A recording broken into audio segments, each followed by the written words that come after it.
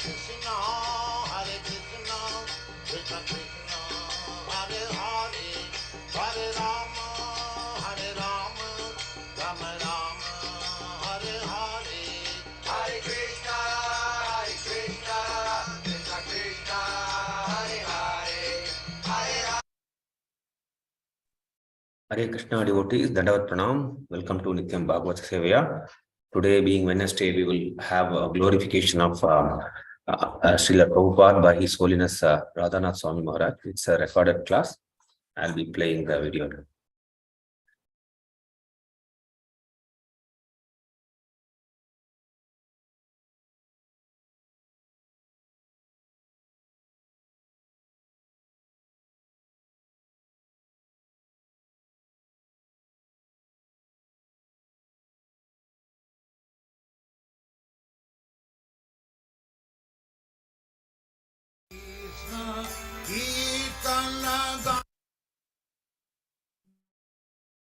Whether it's audible, devotees, Mataji's, Prabhuji's. Yes, Prabhu, it's audible. Okay, Mataji, I'll play it now.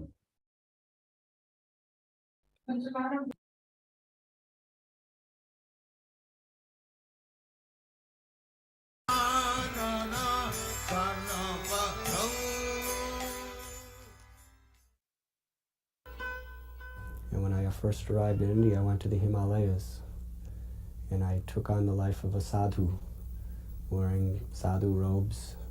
I had a little begging pot and I was traveling through the jungles and the mountains of Himalayas and meeting many great rishis, yogis, sages, living at their ashrams, learning from them. I was also living sometimes in caves with yogis. Prabhu, can the volume be increased? Sometimes Yes, the volume is very low. Meditation. Okay, Mataji, I will check Mataji. Yeah. I lived at Buddhist monastery.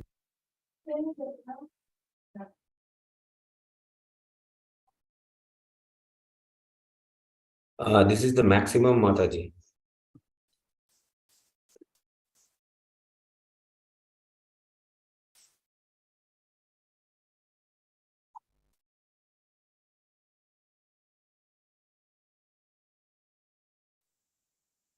This is the maximum volume, Mataji. I think the volume may increase as it progress, or you have to wear a headset, Mataji.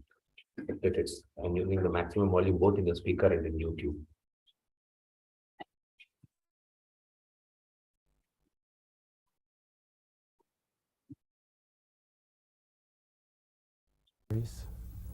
Studying Buddhism under Rinpoches and Lamas.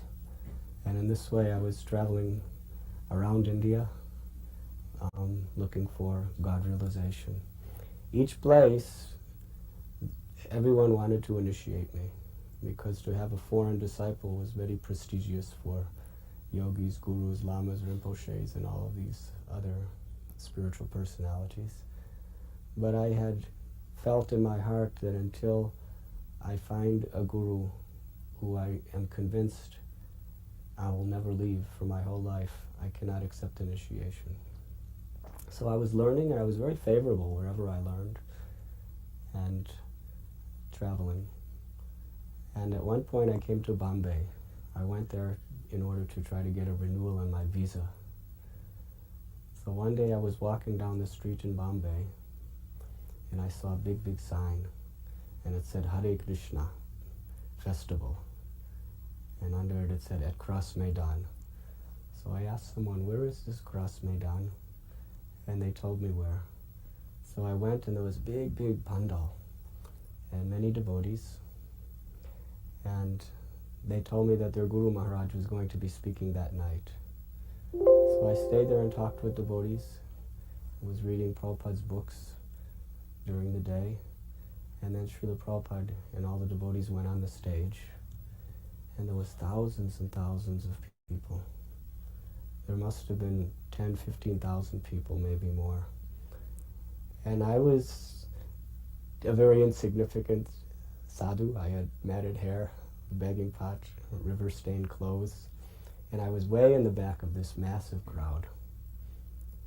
And the devotees were chanting on stage, having kirtan, and Prabhupada was in the middle of the stage sitting on a vyasasana. And one devotee, Guru Das, he came all the way through all the crowds, and he came to me, and he took me by the hand, and he said, Srila Prabhupada wants you to sit beside him. I said, how does Srila Prabhupada know me? And Guru Das didn't say anything. He just said, he wants you to sit beside him. So we went through all these thousands and thousands of people, and I came up on the stage, and Srila Prabhupada looked at me and he smiled, and he went like this, that you sit here. So I came and I sat just a few feet away from his vyasasana. And there was a beautiful kirtan. I remember Madhuvista Swami was leading the kirtan, and all the devotees had clean-shaved heads, beautiful, clean dhotis and saris. And I had these river-stained sadhu clothes with holes in them and matted hair down practically to my waist. I was a sadhu, at least trying to be. And I was just thinking, why has he called me here?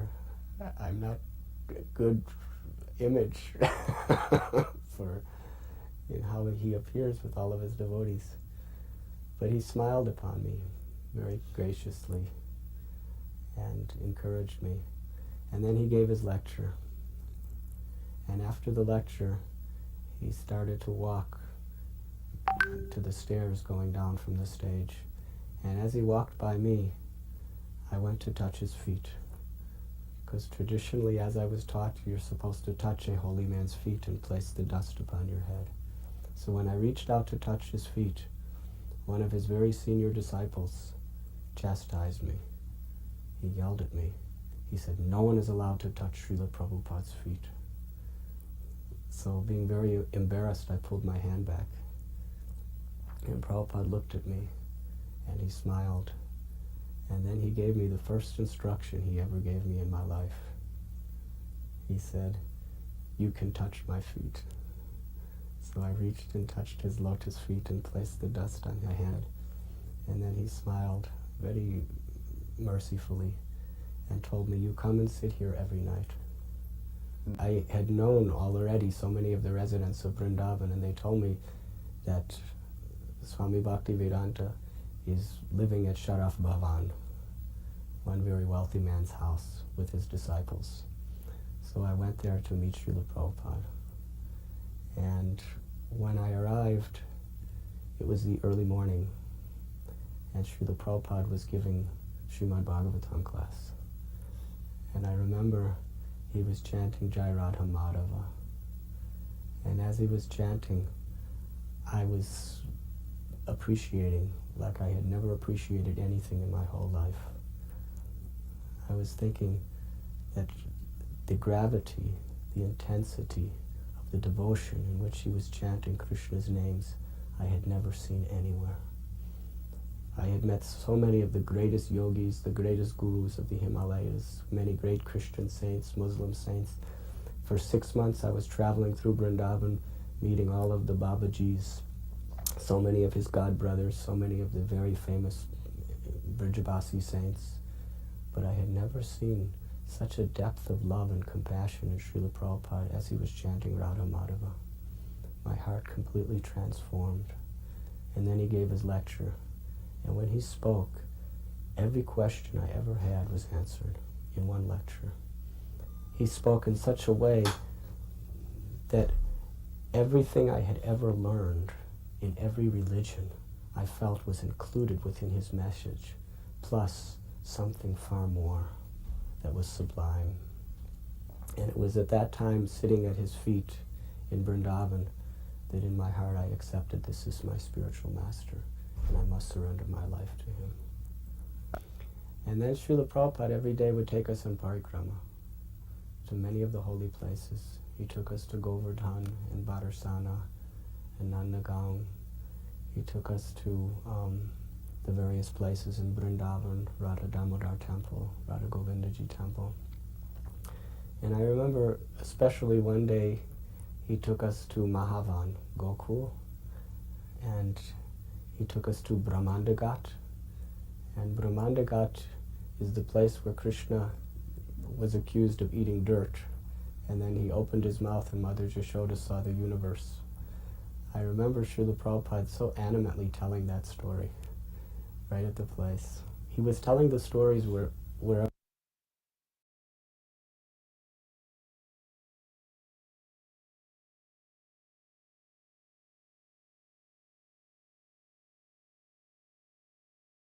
he would take us. And then he told us to take bath in the Jamuna. So all the devotees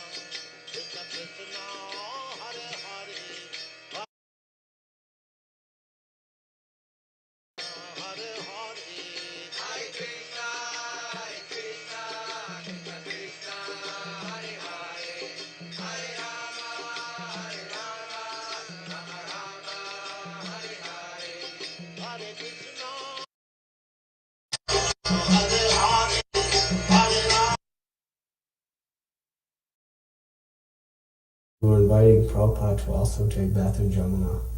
But Srila Prabhupada said, today I am very sick and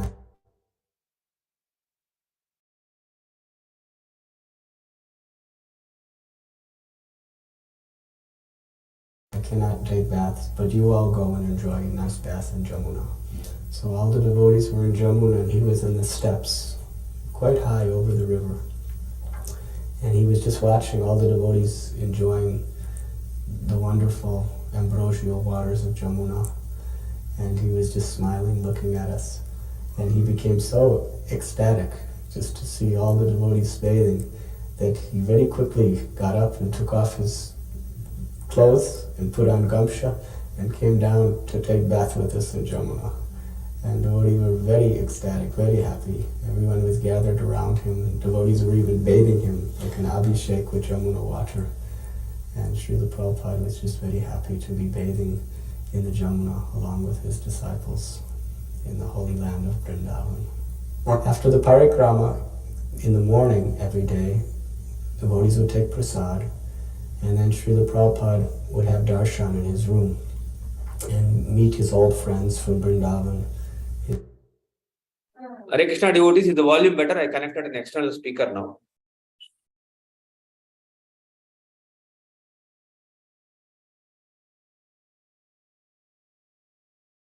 Hare Krishna.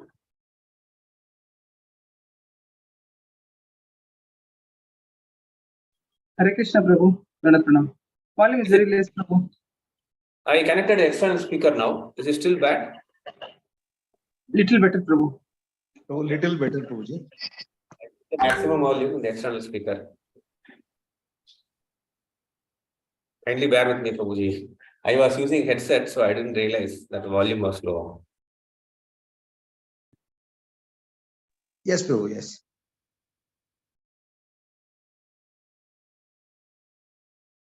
His God brothers and so many others.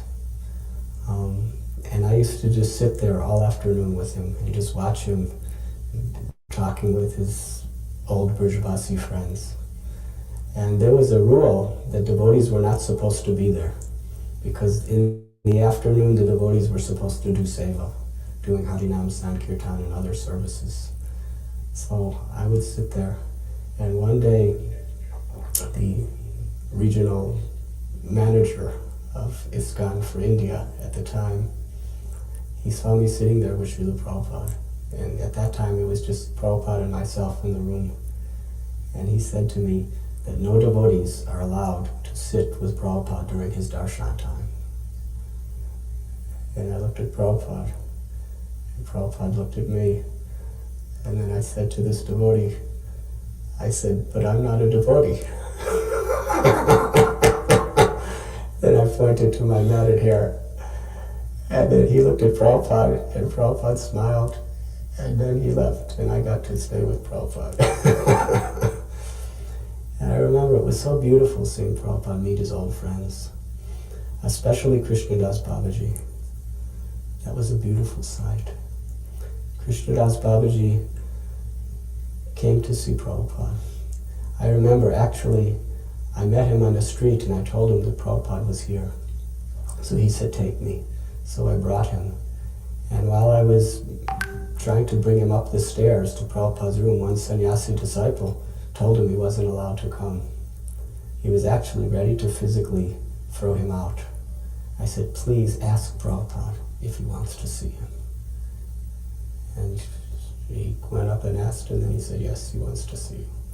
So he came into the room, and when Srila Prabhupada met him, Prabhupada was talking to a whole group of about 15 people. When Krishnadas Babaji Maharaj came into the room, Prabhupada's eyes just became filled with tears. And Krishnadas Babaji Maharaj's eyes became full of tears. And Prabhupada stood up. And Babaji Maharaj called out, Hare Krishna, Hare Krishna. And Prabhupada practically ran to him and embraced him. And as they were embracing, they were just so affectionate. I had never seen in my entire life such affectionate and love between two people as Prabhupada was embracing his godbrother. And then Prabhupada took him with his arms around him to the seat where he would sit behind a little table. And they were both sitting together on this seat. And they had their arms around each other, and they were talking in Bengali. And as they were talking, I couldn't understand, but Prabhupada was laughing so hard. Krishnadas Babaji kept saying these things, and Prabhupada was just laughing and laughing and laughing. And every now and then they would slap each other on the legs. They were practically sitting on top of each other. And there was tears in their eyes. They were just so happy to be together, discussing transcendental subject matters. And it was amazing because all these people in the room, Krishnadas Babaji Maharaj and Srila Prabhupada, were completely oblivious to everyone. They were just in their own world, hearing and chanting the glories of the Lord together. The devotees thought that I should join the movement. They told me that Srila Prabhupada was going to be taking them to different places in India, and that I should join them. And I explained that I have already made a decision that I'm never going to leave Vrindavan for my whole life. So they became very critical of me. They were calling me a Sahaja. They were calling me a Smarta Brahman. They were saying I was bogus. They were saying that Lord Chaitanya's movement is to preach. And I was thinking that they do not understand. These Western people, they do not understand what is Vrindavan. They even offered me to be Srila Prabhupada's personal servant, because they said that they were always getting sick in India, but I was very much accustomed to living in India. But I told them that, thank you very much for this wonderful offer, but I will serve Srila Prabhupada when he does something in Vrindavan. And they were very much criticizing me. In fact, they were harassing me. So one day, Srila Prabhupada gave a lecture in a garden. And as he was walking out from the lecture to his car, I had just arrived. And there was crowds of people between his car and where he spoke. And they were all just bowing down to him as he was walking by. So I was one of those people in the crowd. And I bowed down just as Srila Prabhupada was walking by me. And then I got up. And when I got up, Srila Prabhupada was stopped right in front of me. So when I looked up at him, I was on my knees. And Srila Prabhupada had a very serious expression on his face. Very concerned. And he looked at me right in the eyes. And when he looked in my eyes, I could feel that he was looking right into my soul. I could actually feel my soul being touched by Srila Prabhupada's glance. I had never had a sensation like that in my entire life. And then Srila Prabhupada asked me, how long have you been living in Vrindavan? And I was thinking, oh no, all the devotees have been chastising me. Now Srila Prabhupada's going to chastise me. So very shy, I said, Srila Prabhupada, I've been here about 6 months. And Prabhupada just stood silently, just looking at me, penetrating me with his glance. It seemed like hours. Perhaps it was about 30 seconds. And then his face blossomed into the most beautiful, ecstatic smile. And he said to me, very nice. Vrindavan is the most wonderful place. And then he rubbed me on the head and he walked by. And I was thinking at that time that everyone was chastising me for being in Vrindavan. But Prabhupada knew just what I had to hear to become attached to him. At that time I knew I was wrong, and I was ready to go anywhere and do anything for him. Because I felt such a love, such an understanding, such a depth that he was willing to say whatever was required to encourage me to become more attached to him and more attached to devotional service. One day he was giving Srimad Bhagavatam class, and I remember he was saying that you are all distributing my books, but my question is, are you reading my books? He said, if you go up to someone and try to convince them to buy the books, what happens if that person asks you, do you read these books? What is it about? And you tell him, I don't read these books, I only sell these books. He said, how will you convince them? Unless you are convinced of the subject matter of these books by reading them carefully, how will you convince others to buy them? He was very strong, telling all the book distributors that they have to very carefully read his books. After Srila Prabhupada left, it was announced that in August he would be coming to New Vrindavan for a special Bhagavad Dharma discourse, where he would be speaking on a mountain and discussing Srimad Bhagavatam. And also he was going to celebrate Janmashtami and Vyas Puja in New Vrindavan. So they were recruiting people to help to prepare. So I was thinking that I will go to New Vrindavan to help prepare for Srila Prabhupada's arrival, then I will go back to Vrindavan, India. So I went to New Vrindavan. And there was great enthusiasm to prepare everything for Prabhupada's coming. There was a house called Madhuban, and it was an old beaten up house, and they wanted to renovate it. So I was helping with the painting and renovations. The day before Srila Prabhupada was coming, actually it was at night, he was coming the next morning, they discovered that the toilet didn't work. So everyone wanted to take rest, and I was told to fix the toilet. I had never fixed a toilet in my life. I was just pushing things in the toilet, and I don't know what I was doing, but I was just doing anything to try to get it to flush, because it wouldn't flush. Finally, I was up all night. Just when Srila Prabhupada was arriving, I pushed the lever and it flushed. And I was thinking, Prabhupada's going to be so happy. He has a toilet that will flush. So then Srila Prabhupada came to the Madhuban house.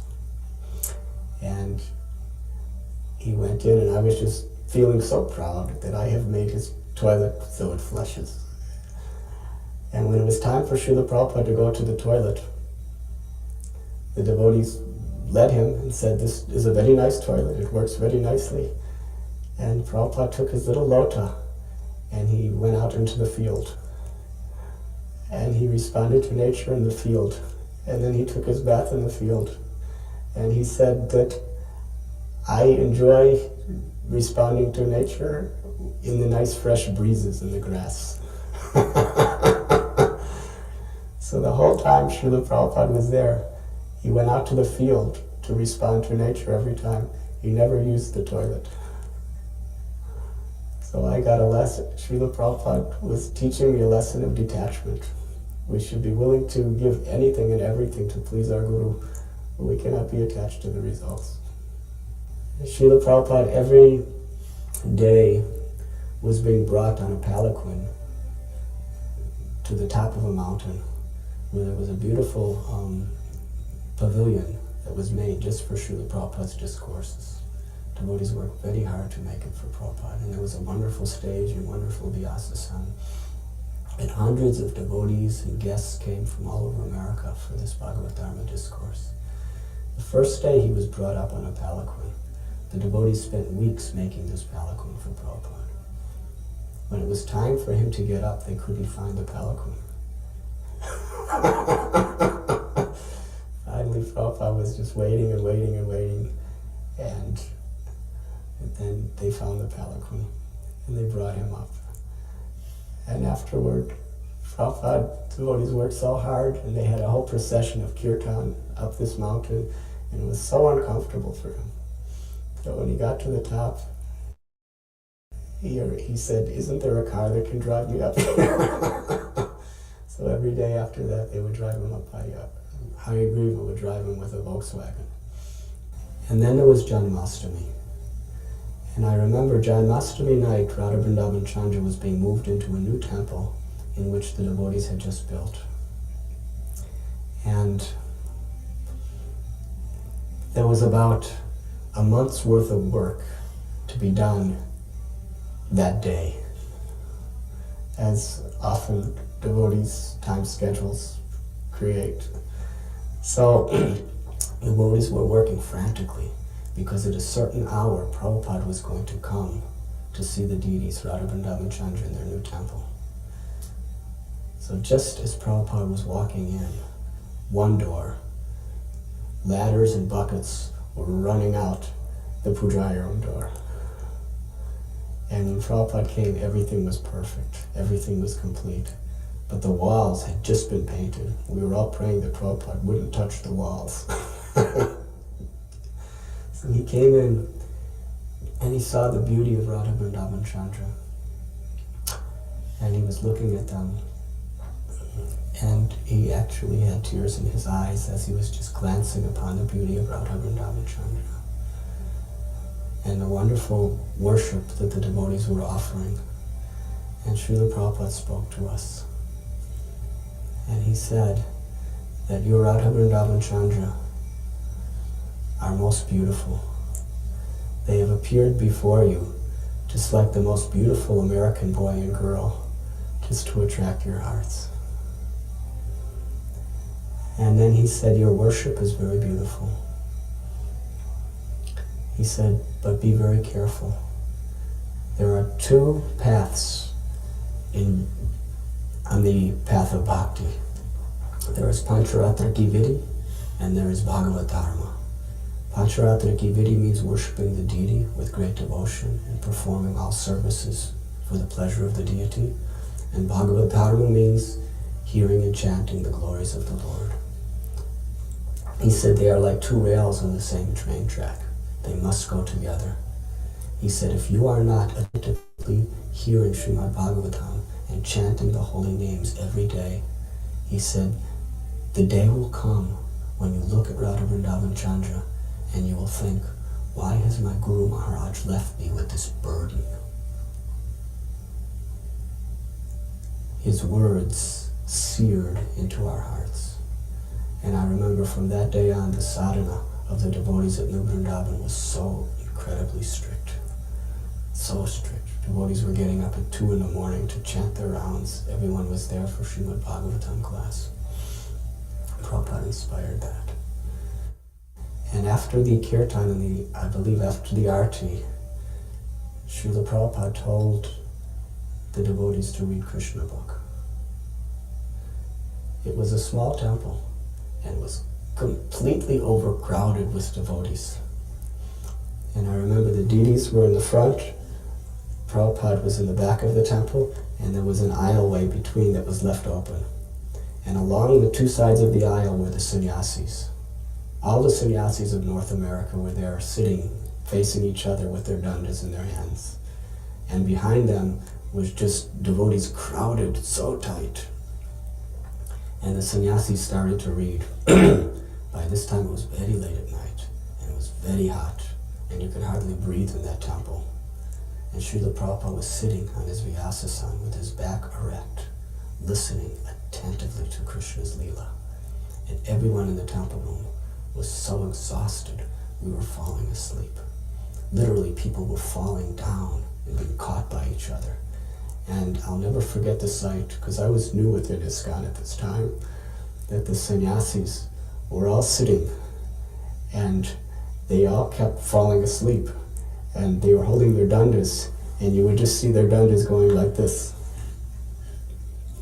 Dandas were going like this and up. Nobody could stay awake in the whole temple room. But Prabhupada was sitting with his back straight, attentively hearing the glories of Lord Krishna. And when the first chapter was ended, the devotee read, "Thus ends the first chapter of Krishna book, entitled, I think, The Advent of Lord Krishna." And everyone, when they heard that the chapter ended, they were so happy, they chanted, "Jai Srila Prabhupada!" Not because of the book, but because it was over. And Srila Prabhupada sat with complete gravity and said, "Next chapter." And then they started reading the next chapter. And the devotees, the sannyasis were falling asleep, the devotees, everyone was just struggling and straining. Plus we fasted all day. Besides being tired, we were very hungry. It was way after midnight by this time. And the second chapter, I think it's the prayers of the demigods in the womb. It was a long, long chapter. And it seemed like hours and hours. And then the devotee read, "Thus ends the second chapter of Krishna book, entitled The Prayers by the Demigods to Krishna in the Womb." And everyone was so happy that it was over, thinking in terms of prasad and sleep. They chanted, "Jai Prabhupada!" And Prabhupada was sitting. Next chapter. He started reading the next chapter. And when I was watching him, I was thinking of Maharaj Parikshit. How Maharaj Parikshit was sitting for 7 days and 7 nights, rapt attention, just hearing the glories of the Lord, tasting the sweetness of the ambrosia. And it says in Srimad Bhagavatam that this is really the sign of a great soul, as he has such a taste to hear Krishna's glories. And I was watching all of us. We were struggling and straining, falling asleep, falling down, praying that the reading would end. And Prabhupada was sitting there, completely immersed in the ecstasy of hearing Krishna's Leela. And then the next chapter ended. And by that time, the devotees hardly were able to even say, "Jai Prabhupada." And then Srila Prabhupada looked at all of us. We were pathetic. And he just smiled. He was still sitting erect, completely immersed in Krishna's Leela. And he said to us that, "I think that you are all very tired and hungry, so we will end here." And then everybody, as loud as you could imagine, chanted, "Jai Prabhupada!" And Srila Prabhupada was very happy just to see all of us together at New Vrindavan. You came to New Vrindavan, and I was given charge of garlanding Prabhupada, which was a very special service. When Srila Prabhupada first arrived, the plan was he was going to be escorted into the temple, and then when he sits on his Vyasasana, I was to greet him by putting the garland around his neck.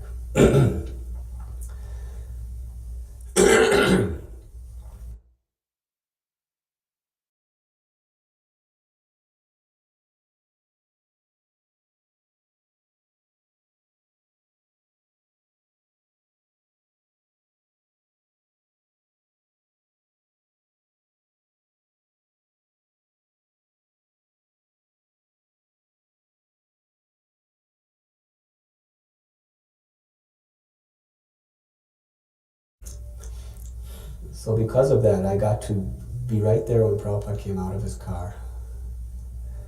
It was a Lincoln Continental. And I had a tray with Prabhupada's garland on it. And everybody was pushing to be with Prabhupada. But because I had his garland, I was allowed to walk right behind him, immediately almost to the side and behind him.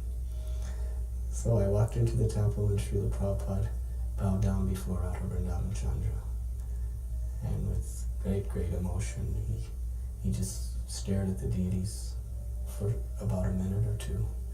And then he went back and sat on the Vyasasana. And by that time, all the devotees were crowded in the temple room, and the kirtan was going on. And I had the garland, and I approached Srila Prabhupada. And Srila Prabhupada looked at me, and he smiled. And then he bent his head down for me to put the garland on him. But I felt so shy that I didn't put the garland on him. So Prabhupada was looking at me like this, like, "Put it." And I was just standing there. And Prabhupada was saying, he didn't say anything, but with his eyes, he says so many things. So one of my sannyasi godbrothers was standing next to me. At that time I was a brahmachari. So I gave the garland to this godbrother of mine, and the godbrother put the garland on Srila Prabhupada. Srila Prabhupada didn't even look at my godbrother. He was just looking at me. And he was so pleased. He nodded his head like, "Yes, this is correct. You have understood." He didn't say anything, but through his gesture and through his eyes, he spoke in such a way that I could understand. He was saying, "Yes, to be the servant of my servant is the best way to please me." And that was one of the most wonderful instructions Srila Prabhupada ever gave me. And I'm, with my life and soul, endeavoring to try to follow that instruction. I remember one of my godbrothers, I believe it was Advaita Acharya, he was asking Prabhupada about Siddhadeha. And in the middle of the sentence, as soon as he said the word Siddhadeha, Prabhupada cut him off. He said, "What is this nonsense talking Siddhadeha? You are filled with so many bad qualities."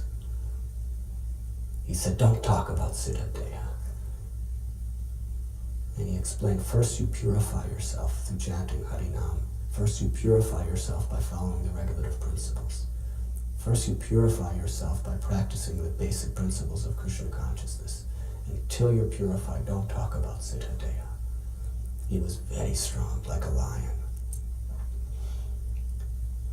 Another devotee was talking about what if after taking initiation you fall down.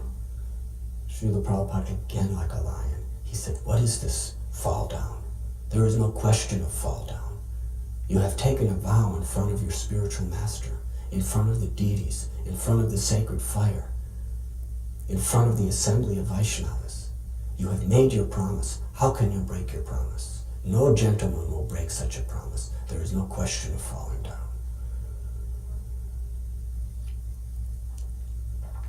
Another devotee named Janardhan, he asked Srila Prabhupada that sometimes people say that I don't need a guru because Krishna speaks to me within my heart. God speaks to me within the heart. What do we say to such a person? Prabhupada became very grave and very, very much heavy. He said, "You don't know how to answer this question? You don't read my books? Why you rascal, why you cannot answer this question?" And he started chastising Janardhan severely. And then he explained the answer. That Krishna says in Bhagavad Gita, "Tesham satata yuktanam bhajatam priti puravakam, tadami buddhi yogam tam yena mam upayantate." That only one who worships Krishna with complete devotion and does not fall down in any circumstance, only to such a person does Krishna speak within, constantly serving me with love. He said, why don't you answer this? Why you don't know this verse? And he just went on and on and on, chastising Janardhan. And he was so heavy that everybody was like paralyzed. They just couldn't cope with Prabhupada's anger. And one devotee named Kula Shekhar, he asked Prabhupada a simple question to try to change the subject. And after he asked the question, Prabhupada just went back to Janardhan and continued to chastise him. He said, "You are a rascal." He said, you have simply come to give me disturbance." In this way, Srila Prabhupada really seriously stressed to all of us how we should learn his books and be able to preach according to his books. That he had given so much of his life and his energy to write these books for us. That he speaks through his books. We don't have to ask him all these things personally. That was the lesson that I believe he was trying to teach us on that day. Every day, I lived in the old Vrindavan farm, which was on the other side of the mountain. And I had to go all the way, every evening to see Srila Prabhupada. I had to climb down, because I was Pujari. I had to climb down a mountain, across a small river, and then climb up a mountain, and then come to Prabhupada. Every day, as I was climbing up, there was a rose bush. And one beautiful, fully blossomed rose would be there every day. It was like a miracle. And I would pick that rose, and I would always bring it. And when I would come, when Srila Prabhupada would sit on his Vyasasana, I would offer that rose at his lotus feet. And oftentimes, when he would be lecturing, he would pick up that rose and just hold it in his hand. And I remember one day, he was holding that rose I offered him, and he was smelling it, and he was looking at it, and he gave an example. He said, just like this rose is a flower, he had a garland of marigolds. He said, these are also flowers. He says, but still, this is a rose. Although they are both flowers, still the rose is the best of flowers. And he said, similarly, we are all simultaneously one and different than Krishna. Although we are one with Krishna, still Krishna is Krishna. Krishna is the rose. He used this example of Achintya Veda Veda Shakti. Achintya Veda Veda Tattva. Another time, I remember during those evening darshans, I was feeling a little guilty because I had lost my counting beads. And I was chanting my 16 rounds. And in New Vrindavan in those days, it was not easy to get counting beads or anything. So I was chanting my 16 rounds, but on that particular day, the only day I can ever remember in my life at that point, that I wasn't sure whether I finished my rounds or not. So as I was sitting just a few feet from Srila Prabhupada's Vyasa-san, the thought came to my mind that I'm not sure whether I finished my rounds today. Just when I thought that, Srila Prabhupada looked right at me. He just stared at me very sincerely. Because during the darshan, when he wasn't talking to people, he'd be chanting japa. He looked at me and he held up his bead bag and he took one of his counting beads and very meticulously and slowly and deliberately, he pulled it down like this and then went like, and he was looking at me right at that time, and I was thinking, Srila Prabhupada wants me to get counting beads. Srila Prabhupada wants to make absolutely sure that there can be no compromise, that we properly chant our 16 rounds every day. One evening, devotees assembled for the night darshan, and it was very cold and it was raining that night. And Srila Prabhupada's secretary, who was then Pushta Krishna Maharaj, he came out and he told us that Srila Prabhupada will not be giving darshan tonight. We were all gathered at the front door of the house. And we were very sad that we wouldn't be able to have Srila Prabhupada's most precious association that night. So we all started walking away.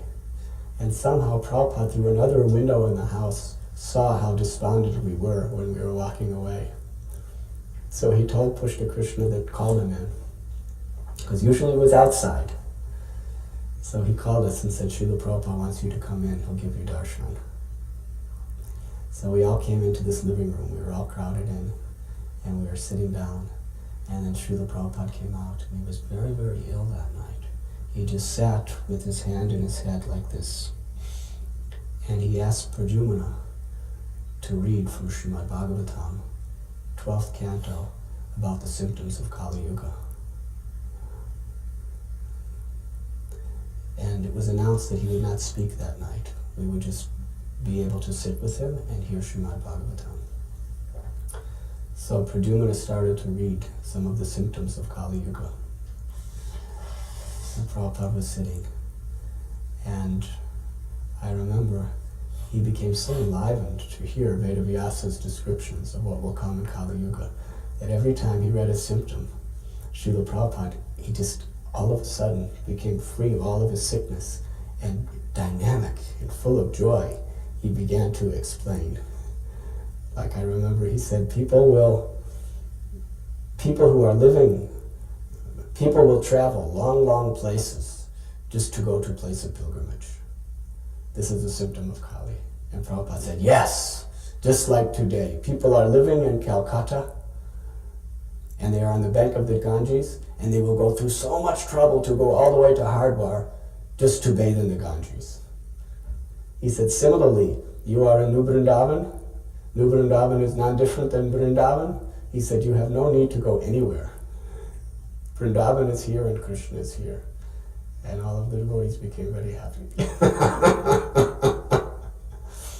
And then they read Pradyumna read about how a symptom of Kali beauty will be seen by how long one grows his hair.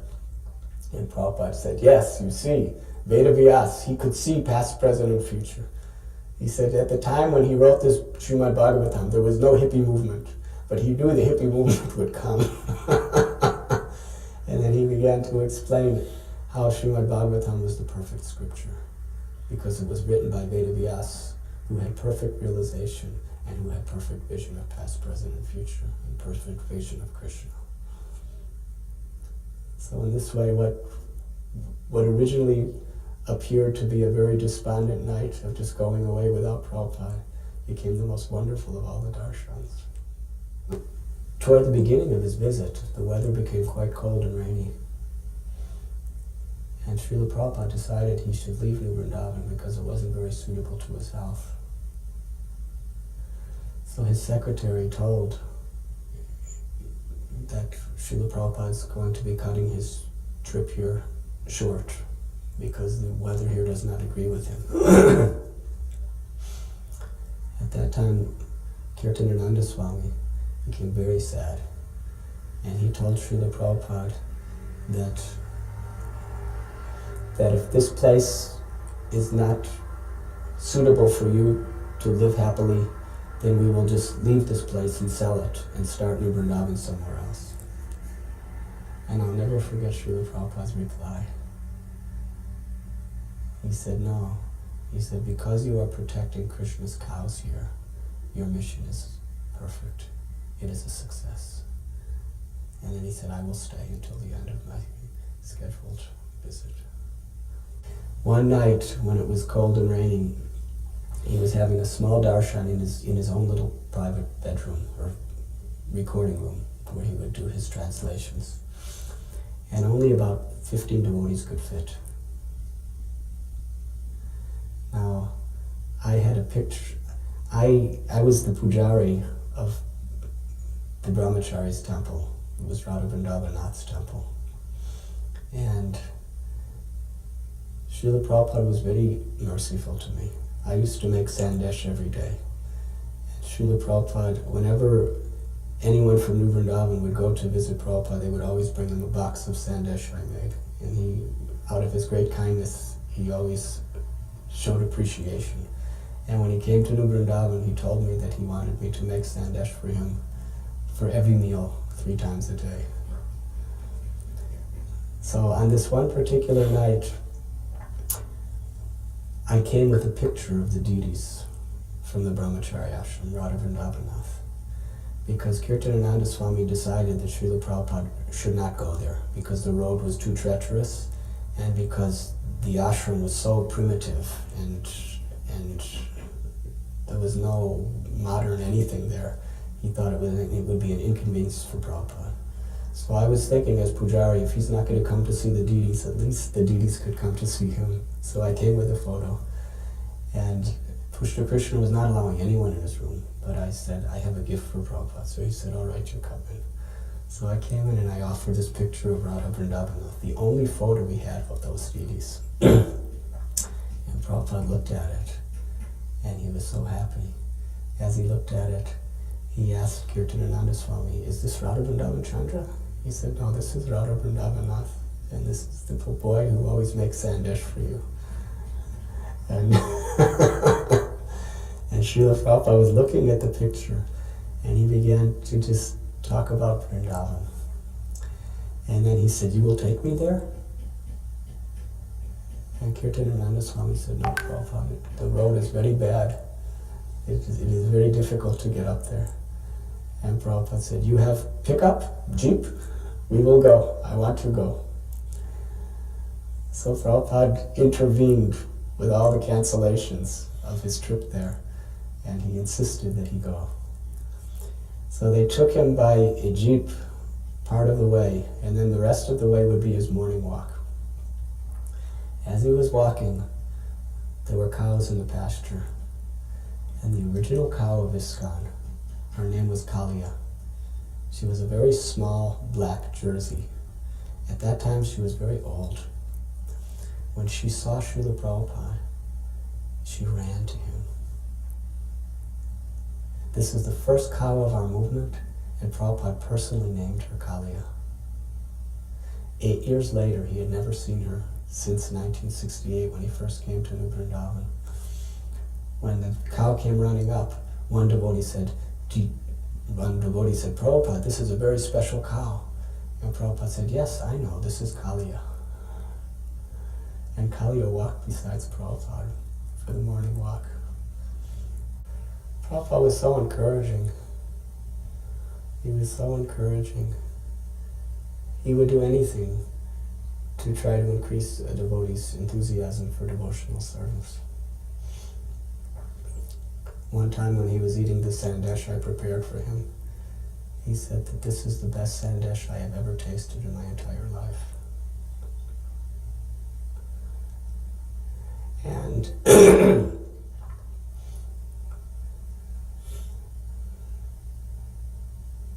somebody from some other place brought him sandesh on another occasion, and he ate it. And the person who brought it said, do you like this sandesh? He said, it is very good, but it is not as good as Radhanath's. So in this way he would say whatever it took to enliven us and invoke a desire to serve him and serve Krishna. Another time, one devotee named Taru made sweet rice, and Prabhupada tasted the sweet rice at New Vrindavan, and he said that I have not tasted sweet rice so good in 40 years.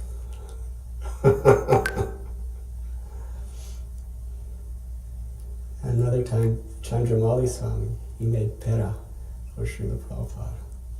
And Prabhupada liked it so much. He said he has not tasted pera like this for so many years. He said, please give this to me with all my meals. And when Srila Prabhupada would give cookies to the children during Guru Puja, it was a wonderful thing, because I was thinking that this is a real preacher. The children couldn't understand philosophy. They weren't able to follow the Srimad Bhagavatam class. But Srila Prabhupada knew if they just became attached to him, they would go back to Godhead. So with a beautiful, loving smile, like a father, he would give each child a cookie, and the children just loved Prabhupada. Everything he did was to induce our love for him, because he knew that our love for him was being carried to the lotus feet of Radha and Krishna. The depths of Srila Prabhupada's compassion was something that invoked a mood of surrender from my heart. How much he was willing to extend himself and sacrifice of himself to give us Krishna consciousness. He was so learned that whatever he spoke was just purely presenting the absolute truth in toto. That everything was included in every word he spoke. But the compassion and the concern and the love he had for conditioned souls was something that I had never seen before. I lived with several of his godbrothers who were also extremely learned. They knew the Shastra. It appeared as he knew the Shastra. But Srila Prabhupada's deep, merciful nature to give his life for us was something that I had never experienced before anywhere in anyone. Je anilo premodana karuna prachu.